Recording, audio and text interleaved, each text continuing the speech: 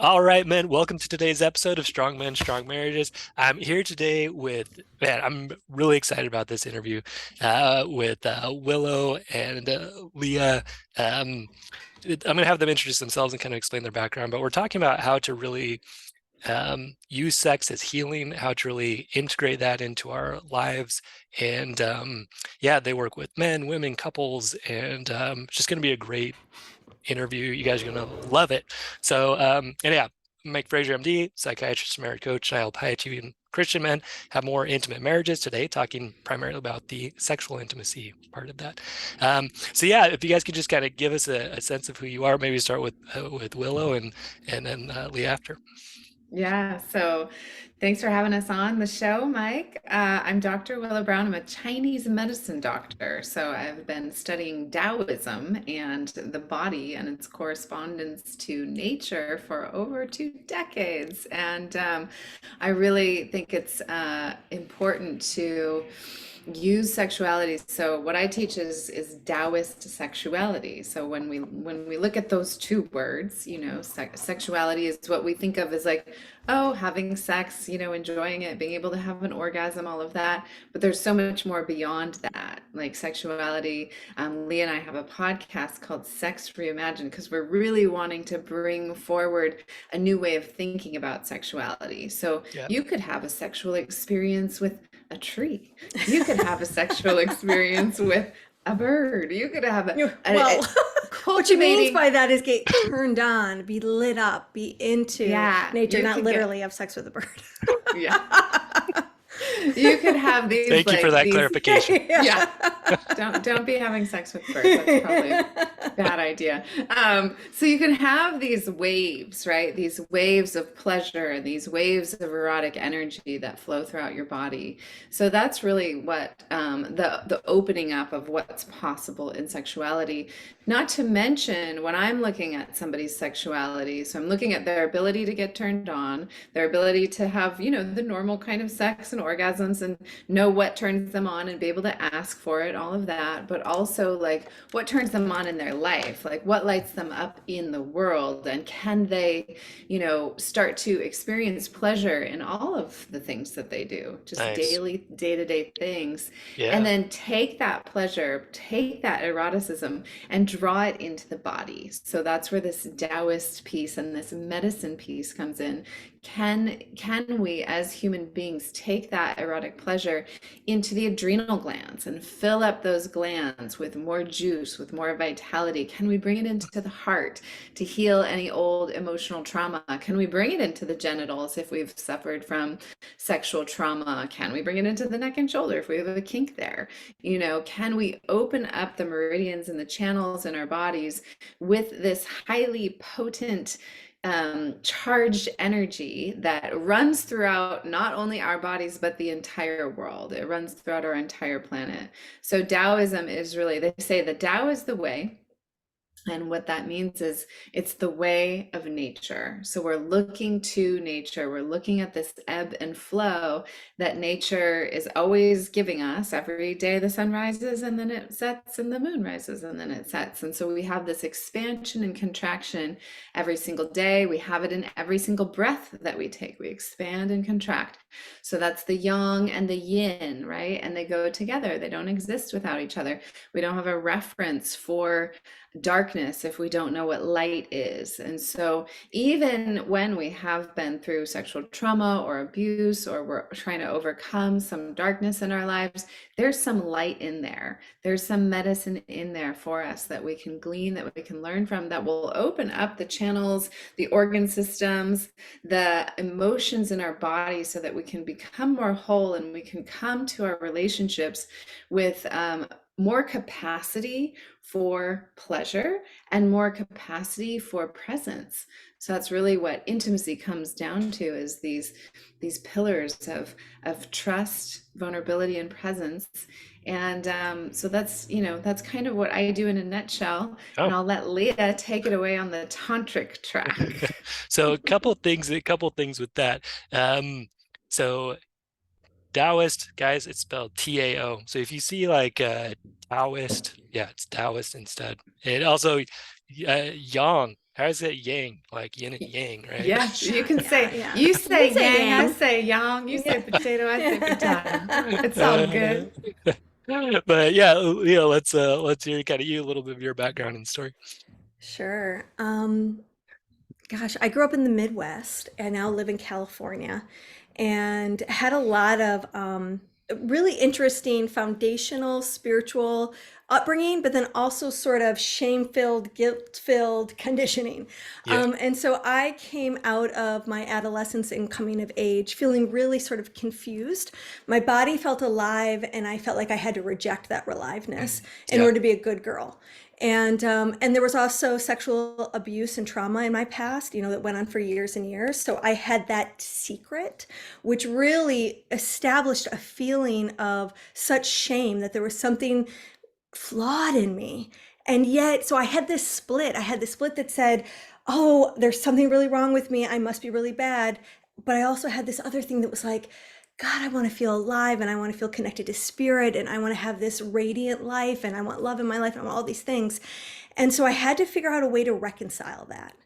And there wasn't a lot out there that presented a spiritual model for me in regards to the harmonious, happy relationship that was also spiritually minded. Yeah. And so one of the things that I started to look for as I, became an adult was how do I find spiritual practices with partners who want to go deeper in the bedroom? Because I had a deep soul. I wanted to swim in the deep end. I was sick of swimming in the shallow end, and I just felt like I was intimidating a lot of guys that I would go out with because I wanted to have conversations like this. And I had the blessing of meeting a slightly older bongo drummer when I was 18 who swept me up. And to this day is the best hug I've ever had in my life. I tell people all the time. It was like he brought me into his arms and then he inhaled me. I felt like he took my essence into his cells and then he passed his essence into mine. And it was like, oh, so good. And he breathed, and it was just so rapturous. And it was just a hug. And that was all it took. And then he's the one that had a book called Tantra, the Art of Conscious Loving by Charles and Caroline Muir. And I gobbled up this book. I couldn't believe that the things I was feeling and experiencing in our intimacy were techniques in a book.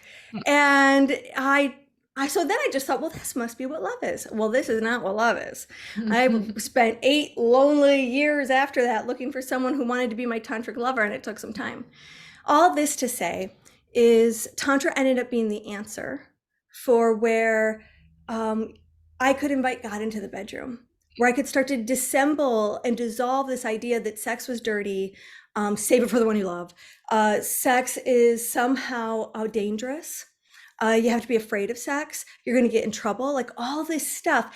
Even by this point, I wasn't believing in those things, but it was still trapped in my body. Yeah. That conditioning gets stored in the tissues.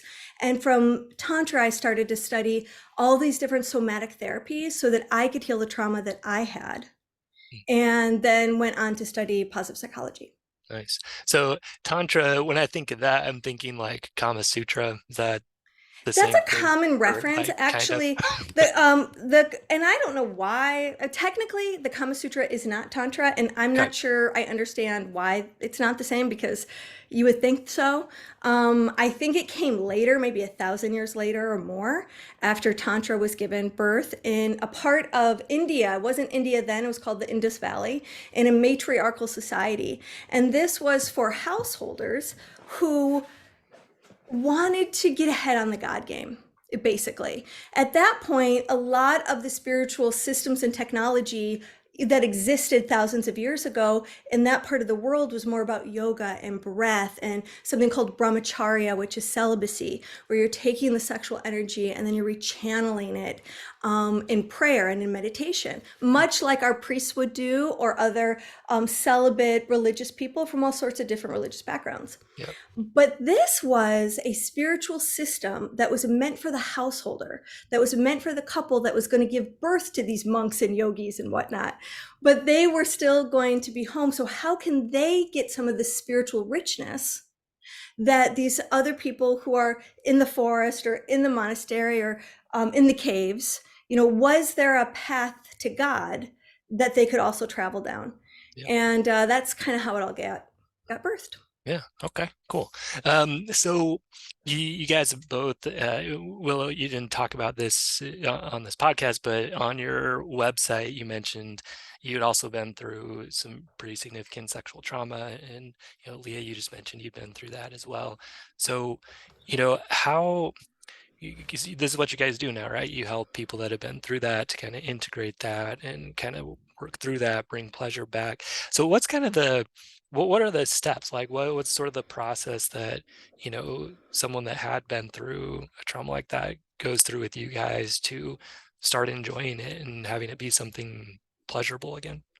Yeah, that's a great question. It's different for every person, and the probably the most important first step is identifying that there was a trauma, because Mm, many people it goes completely into the subconscious and they don't even remember, mm, and they don't know why they have this block around sexuality. So it could be a specific incident that they don't remember. So bringing that to, like, even if they don't clearly remember, maybe they were 2 years old or younger or something, and they don't have like a full memory, but they know it on an intuitive level, and they can mm. feel it in their bodies.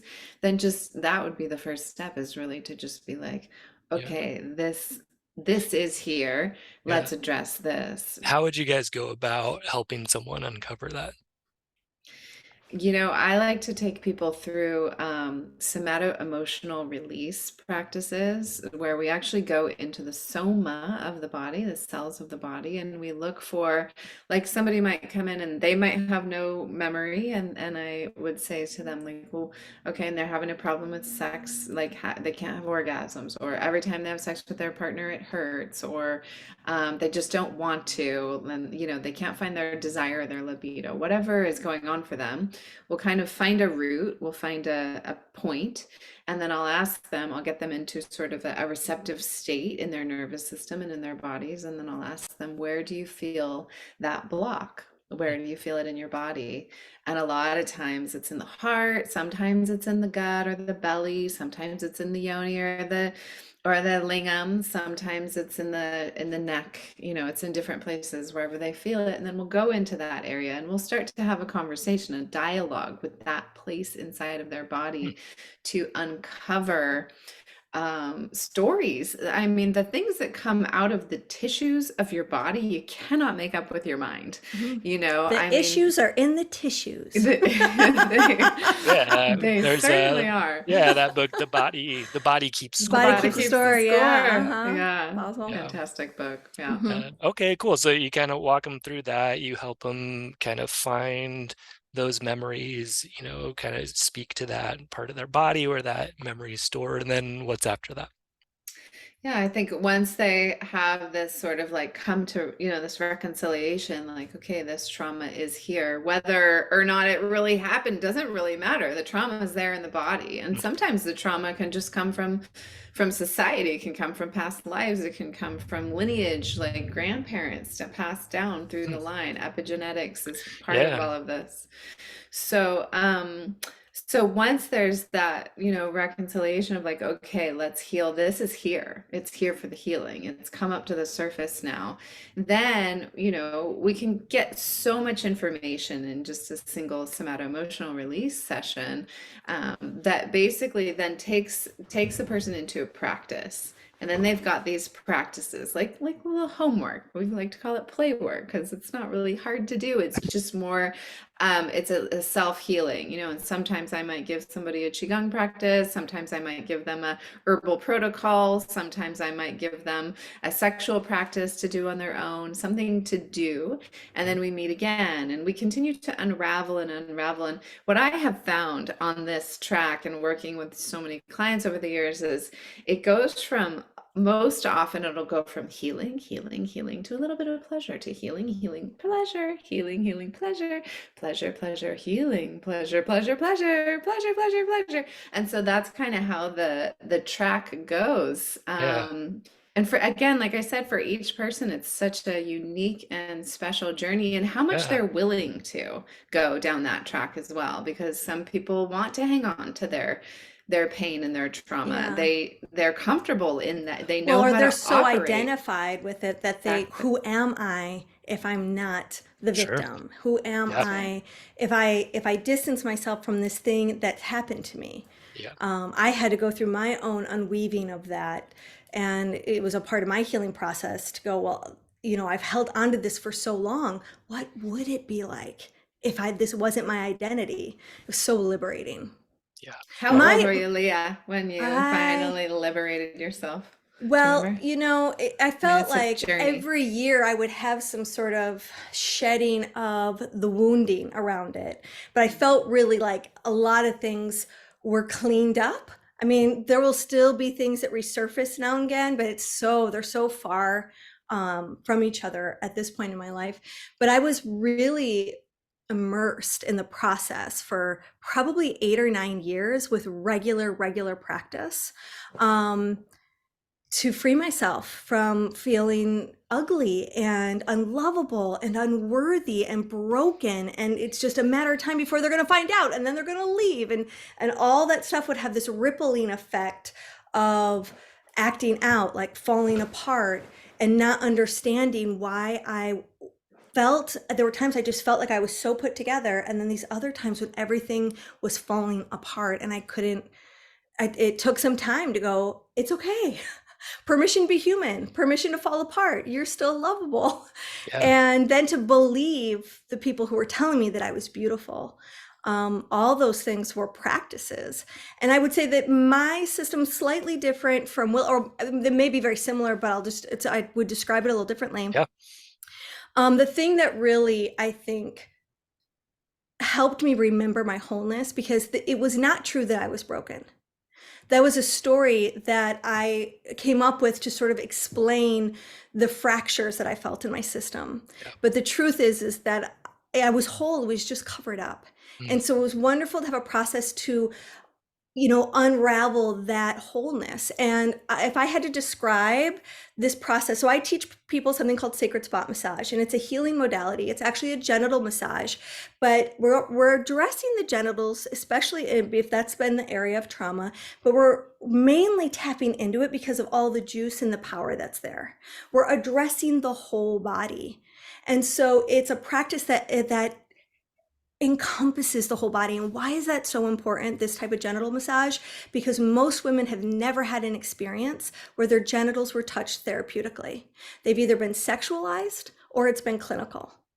And usually when it's been sexualized, people are taking, they're Mm. not giving. Sure. And so for a woman to have an experience where she is held, her body is safe with the person that's supporting her, her emotions, her unedited emotions are being tended to and are giving a space to speak up. Her body's giving an opportunity to speak for itself. And she can cry and she can laugh and she can have an orgasm, or she could be numb and then be with the confrontation that I am numb and I don't know what to do. And so what I do is I teach people how and what to do. So it's, how do you show up and just be there for her? How do you stay in the present moment when her tears are shaking you a little bit and you don't know what to do? How do you help her when she thinks, oh, you're probably hungry, I should just go make you a sandwich. Oh, I'm not coming fast enough, but we should just hurry up. Oh, I bet you're cold. I bet you're hot. And she just wants to caretake him instead of allowing herself to actually be given intentional physical love. And when you bring sexual energy to it, that's what's so powerful. That's the bridge to sex as medicine, because sexual love is unique. Sexual love is something that is like precious, and it's unlike any other love. And many people have never felt what being sexually loved feels like, because we're so divorced from sex and love.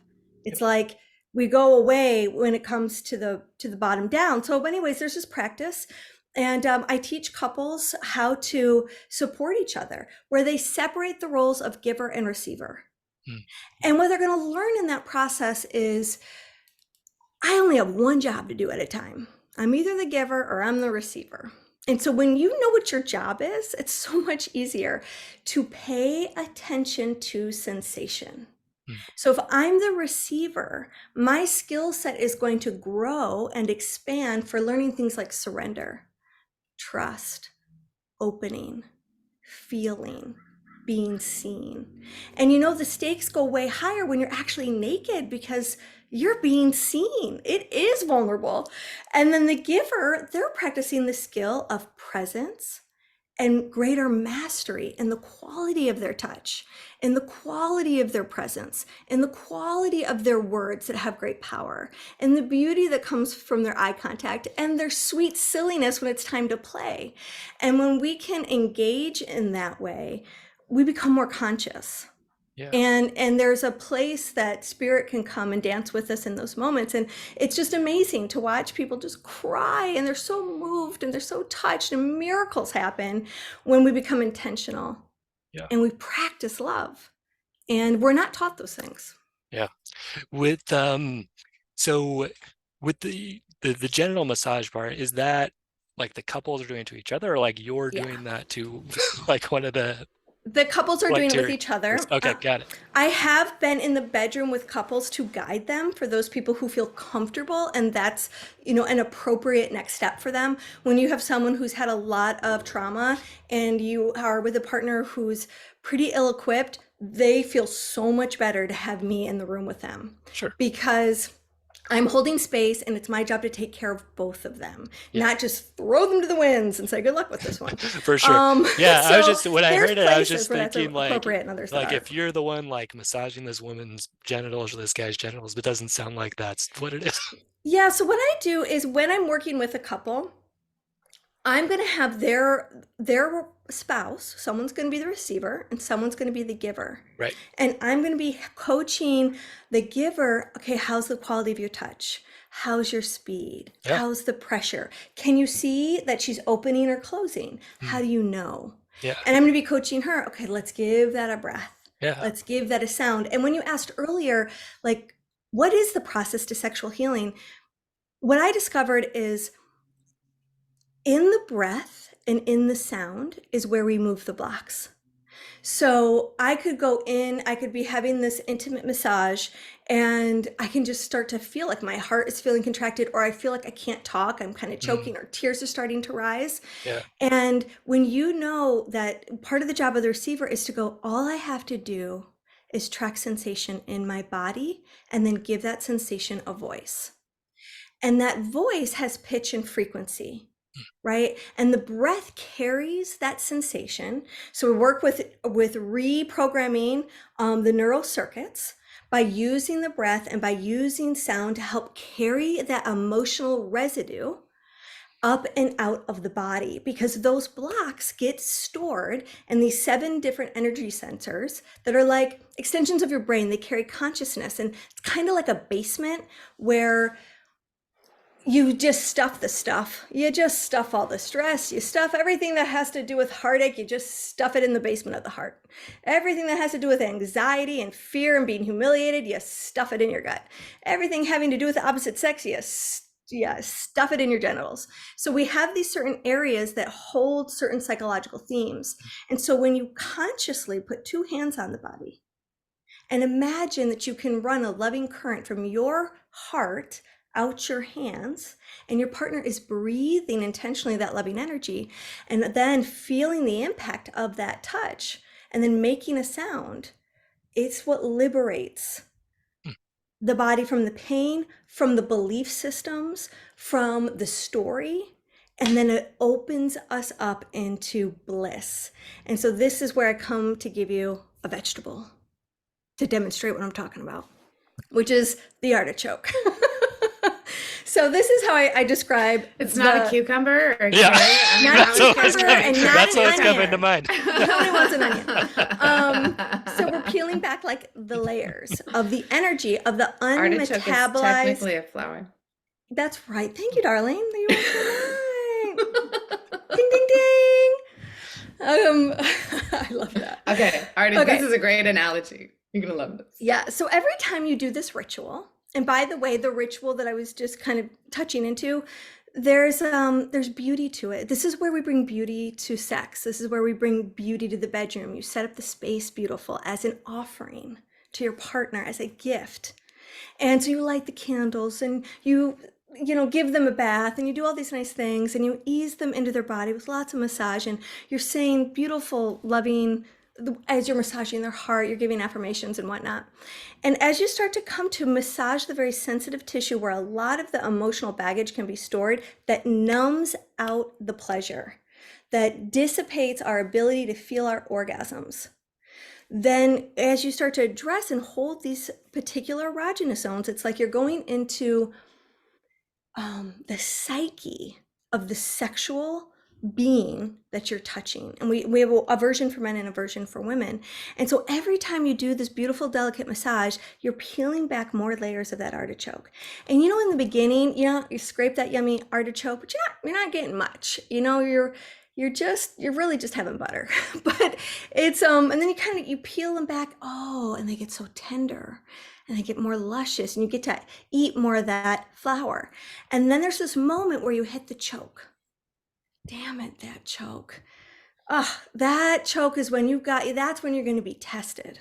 That's when you got to come home and feel the outrage and the anger and the fear and the hurt. And that's when we're getting to the heart of it, but we got to feel that choke. And that's the thing that most people are afraid of, that stops them from ever eating those first few leaves of the artichoke. Yeah. And so we have to be prepared to go, what do we do when we get to the choke? How do we handle it? You say, thank you. God, this is awesome. What else? What else are you feeling? Give it to me. I can handle it. More. And you let them unpack. And there's so much freedom in that. And then suddenly she realizes, oh my God, I got the heart now. It was worth all of those leaves. Yeah. It was worth that choke because it melts in your mouth and it's absolutely scrumptious. And that's her biggest, most incredible, profound orgasm. And all this time, it was just buried underneath layers of unfinished emotions that hadn't been fully metabolized from whatever trauma she had. Yeah, cool. So yeah, it sounds like for both you guys, it's very kind of body focused and trying to unlock those memories and blocks that are there and 1,000%. accessing. Yeah, because you can have, you can do talk therapy, you can talk circle, you can it doesn't but if you don't address the body, you're not going to get the visceral transformation that you want. And getting into the cells and getting into the somatic part of the body is essential for healing. It's essential for letting go of the stories. It's essential for changing the psychological patterns that continue to play out in your relationships, especially in regards to sexuality. And it's just really essential to getting to the heart of the artichoke, right? To getting to that place of wholeness. And you can't have those extended massive orgasms that people are talking about until you have cleared those outer layers.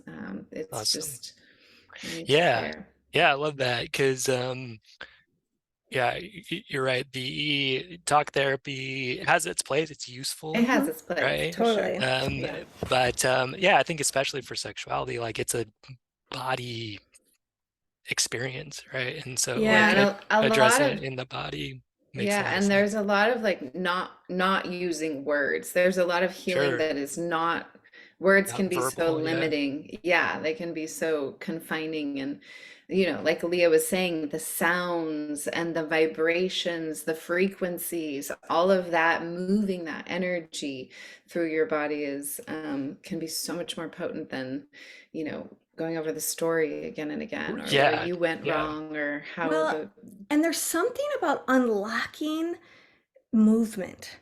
So, if you've had experiences of feeling shut down sexually, have you ever noticed that you're just you're stiff, you're not active?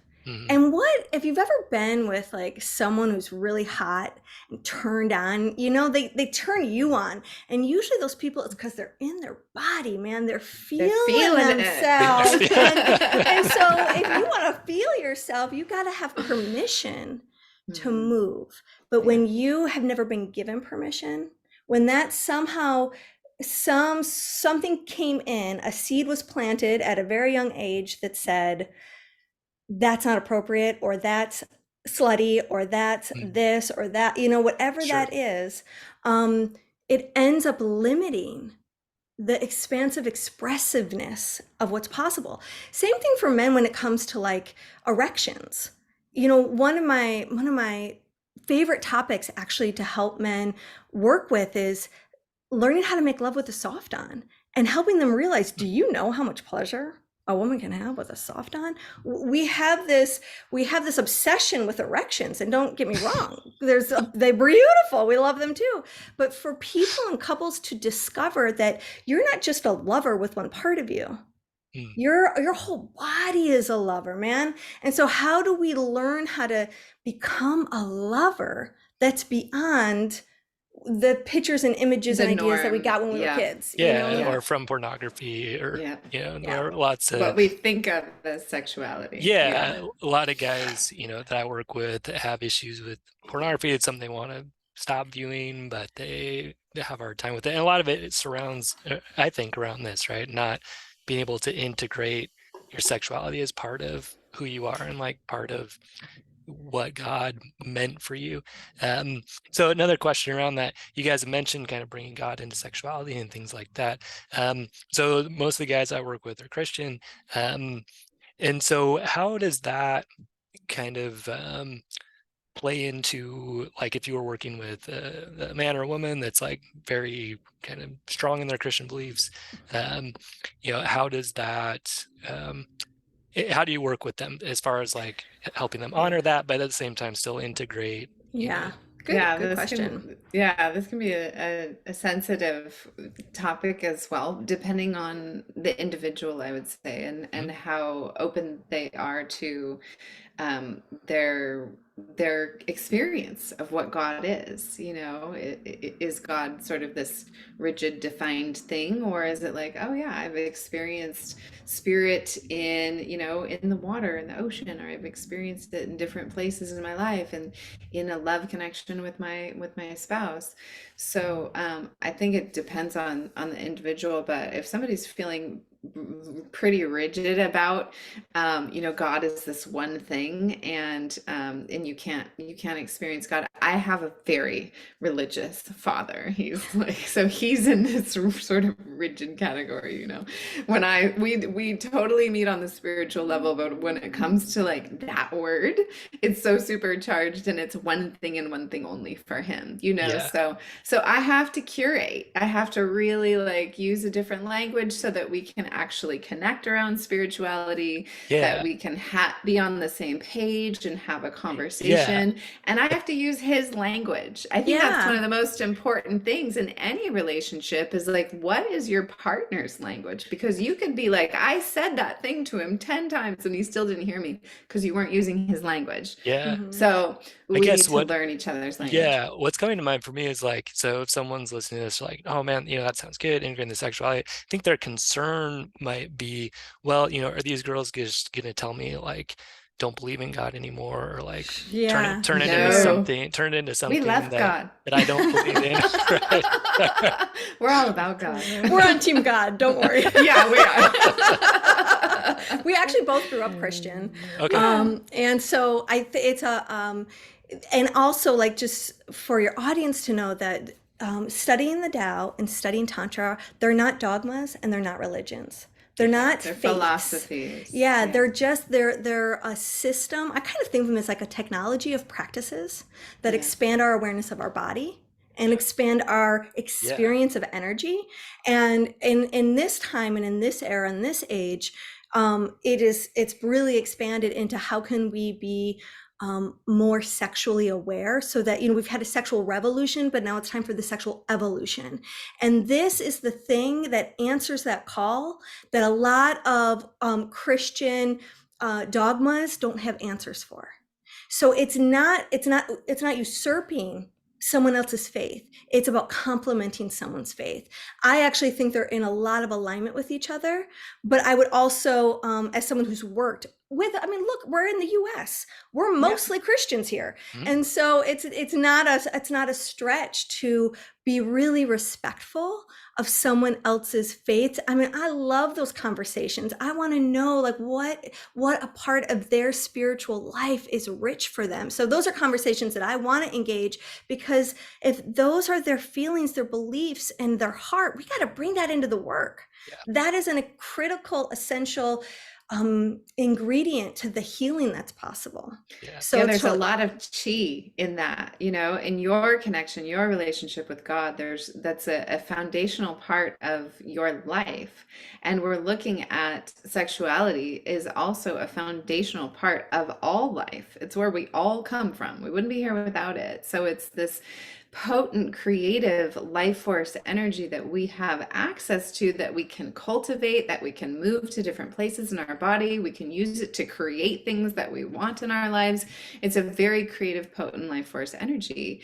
And we look at the creator, right? We look at God as the creator.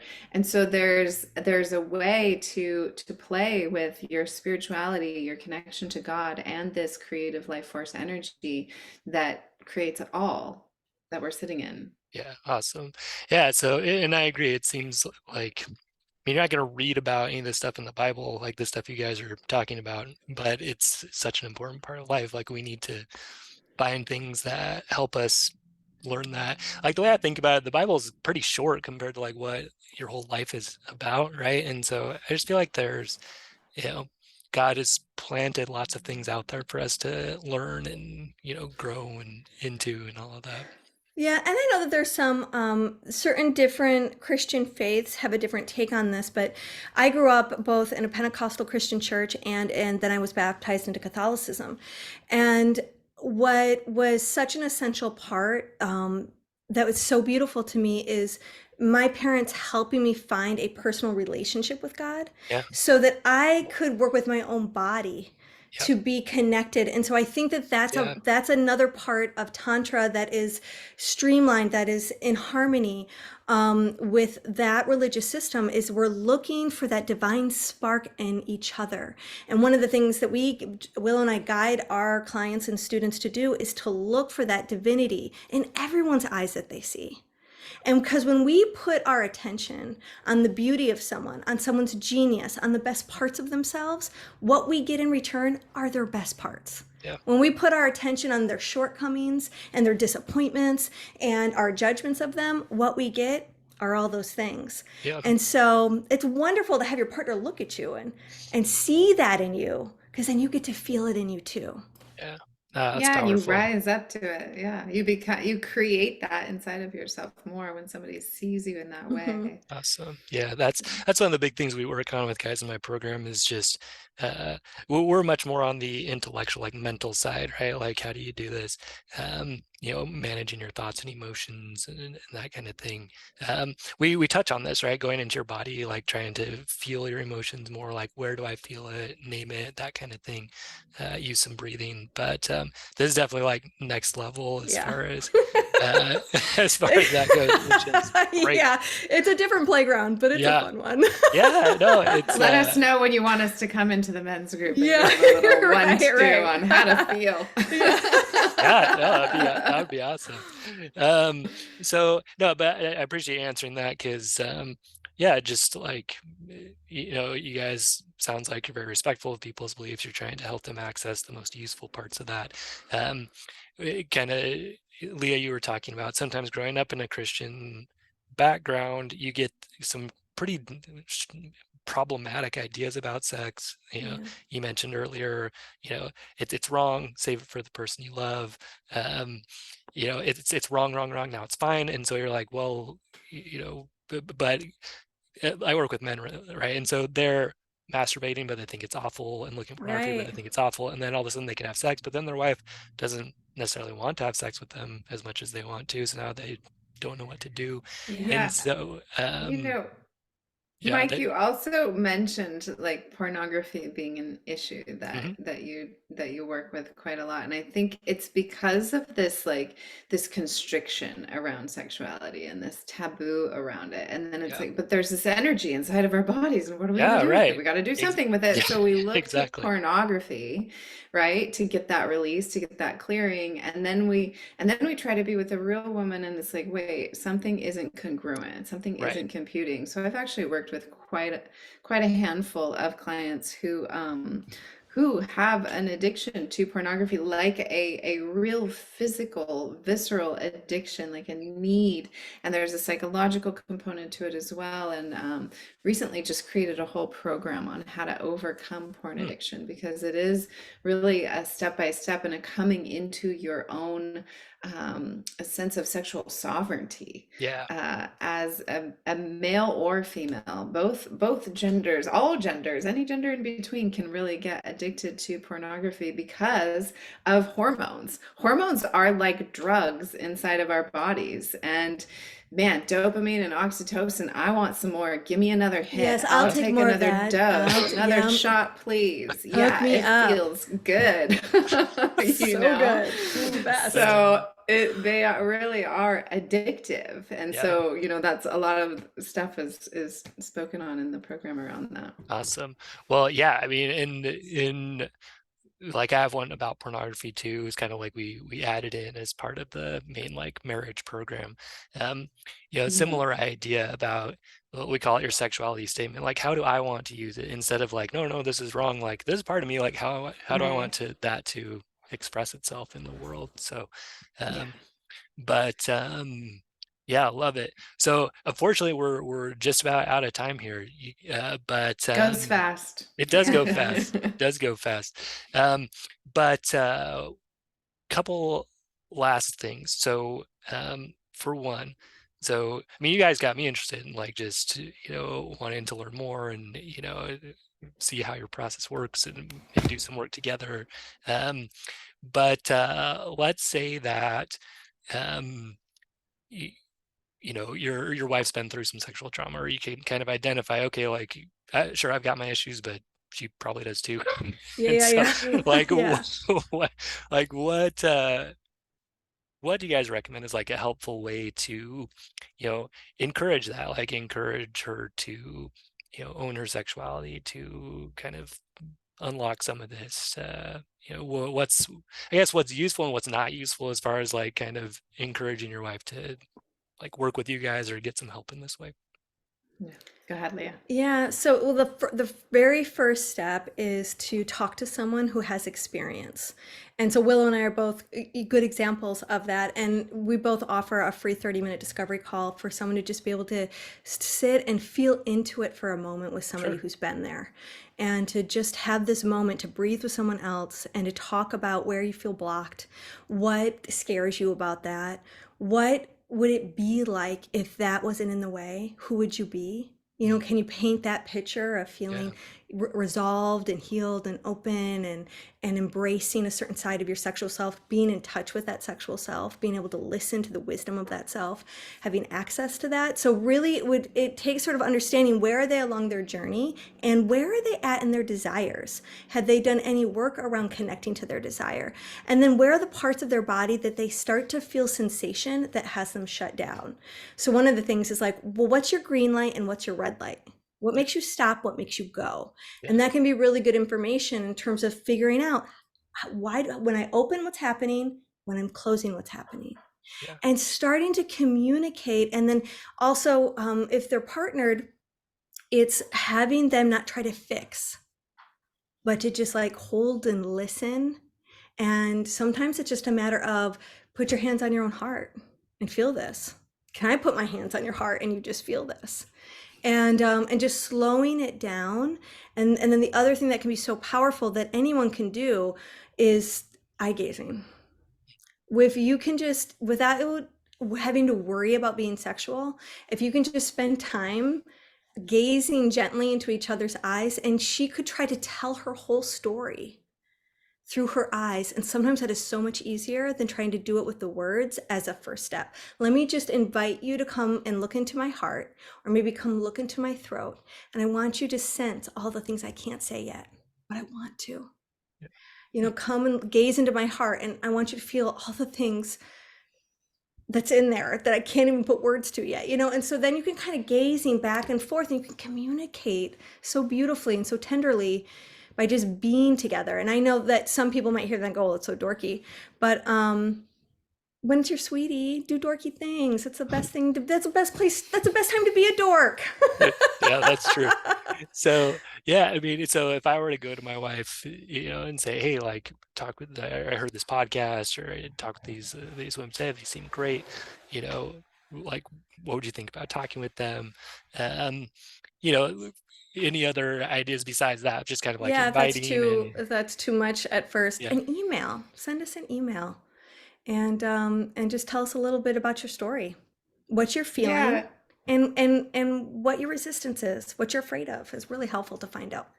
And for men who are who are dealing with their spouse who is very shut down sexually, and like even suggesting reaching out to any woman is like just really too much for they know it's gonna trigger their wife, it's gonna be too much. Just, putting a hand on her womb and a hand on her heart, coming up behind her and holding her womb, holding her heart, and just letting her know, like, You got her all back. all of Mhm. you is welcome. All of you is loved. All of you is cared for. I know you have wounds. I know you have trauma. I know you have pain inside, and I still love you. I still am holding you. I've still got your back. I think that's one of the most important Yeah, things that women want, is to feel like they can yeah, lean into somebody. And it totally. might not be true for you as a husband that you are all in. So you have to reconcile that inside yeah, of yourself Yeah. first before giving that information in any form, whether sure, it's verbal or physiological. yeah, love Yeah, it. and we also have, online courses and Oh yeah. things like that. So where people can study on their own and they don't actually have to meet us. Yeah. If that's too intimidating or too uncomfortable, and beyond us, there's so many great programs out there that can help people with their intimacy. Yeah, Love it. absolutely. Awesome. Well, great. Well, again, thank you guys so much. Yeah, I could definitely see this becoming, something where we work together more in the future. So I think that would be I like great. that. Um, but just as we sign off here, what's the best place for people to find you guys? Well, So the if website, go ahead, love. Okay, I'll go. You go.